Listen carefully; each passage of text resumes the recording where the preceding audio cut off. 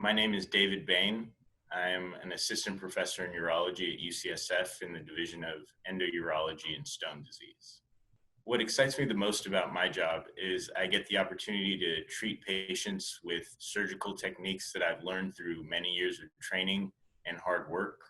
And on the large scale, I'm excited to treat communities of patients by expanding our understanding of stone disease while at the same time taking steps to improve timely access to surgical treatment. My research focus is to understand and improve access to surgery, specifically urology, both domestically and internationally. So from a domestic perspective, I'm looking at the impact of social factors on stone disease, specifically framing kidney stones as a chronic disease. So in urology, we've developed many innovative treatments for kidney stones, from lasers to shockwaves, even robotic surgery in some instances, but we still haven't figured out how to prevent stones from coming back after treatment. And I believe a great deal of the factors contributing to stone recurrence fall under social factors and social determinants of disease.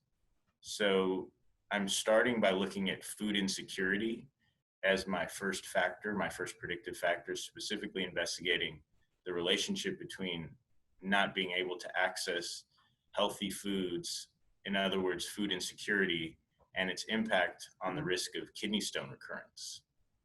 And then from a global surgery perspective, I think the issues are a little bit more cut and dried when thinking about access to surgery, where mere access to a surgeon with urologic training is not a guarantee.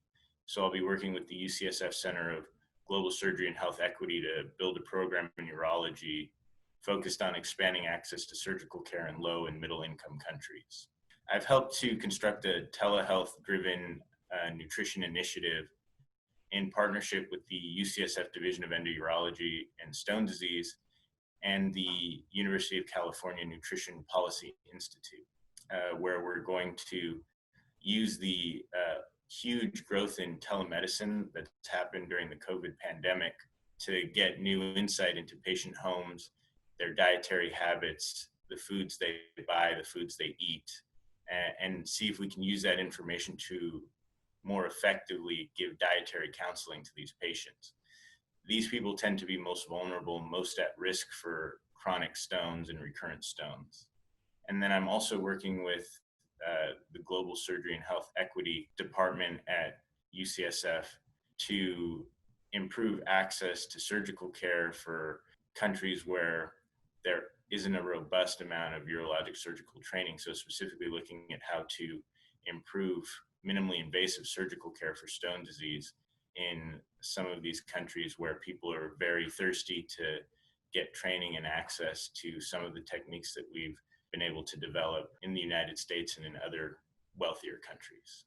I think it's a common misconception that programs that recognize, promote, programs that support underrepresented minorities in medicine facilitate lower standards of excellence in these groups. But personally, for me, as the child of a mother and father who were both underrepresented in their medical professions, who didn't have the same opportunities that I had because of the timing in which they trained and the timing in which they practiced, I recognize the vital importance of the distinction of the John Watson Scholar. So I'm extremely grateful for the distinction. I think it's a much needed acknowledgement of the triumph and commitment required to excel in academic medicine, especially where there's so few people who look like you or can relate to your experiences that you've encountered on the process to getting to this point.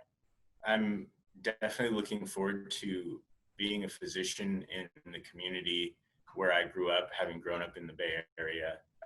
I'm very excited to be able to apply the training that I've had at UCSF to treat the community where I've grown up and the community that I loved, especially those vulnerable patients, where I'll be spending a large portion of my time at the county hospital. I'm excited to be a part of the UCSF family who truly stands by their mission to service the community and improve the health of some of the most vulnerable people in the population.